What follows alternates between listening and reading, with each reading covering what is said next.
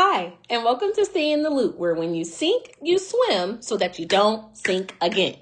In our previous video, we learned how to interpret remainders within division problems. And in this video, we are going to learn how to solve multi-step word problems using multiplication and division. So allow me to put on my focals and let's begin.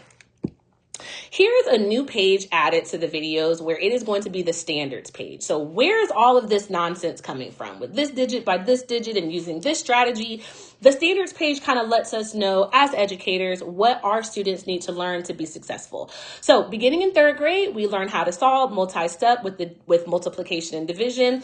Later on down the line, we will also do the same with addition and subtraction. But for the case of this video, let's go ahead and get started with our multiplication and division word problems.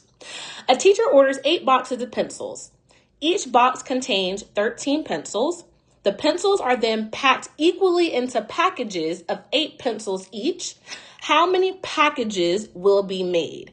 So, really good reason to begin rereading in our multi-step so that we can know what operations are we going to be doing. So a teacher orders 8 boxes of pencils. I can see these 8 boxes visually in my head. Each of these boxes contains 13 pencils.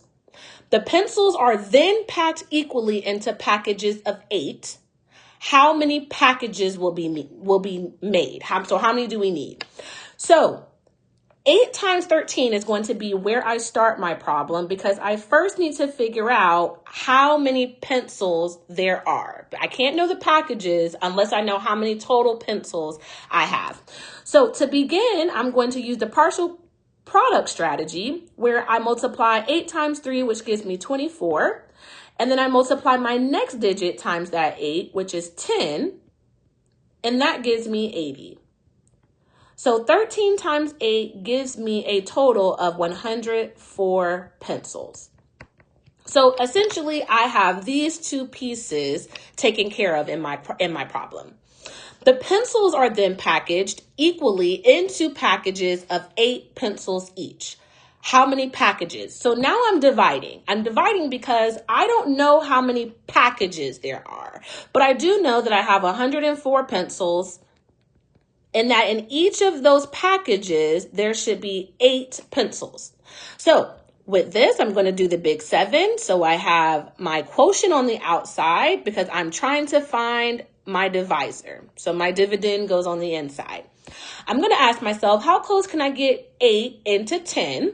That's only one time because 8 times 1 is 8.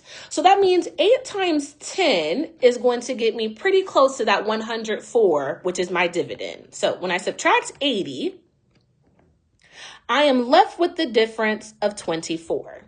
Now, how many groups of 8 can go into 24? That's exactly 3 times. 8 times 3 gives me 24. I subtract, I'm left with the remainder of 0. So how many packages do I need for these 104 pencils? 13 packages. Let's look at our next example. A bakery bakes 6 trays of cupcakes.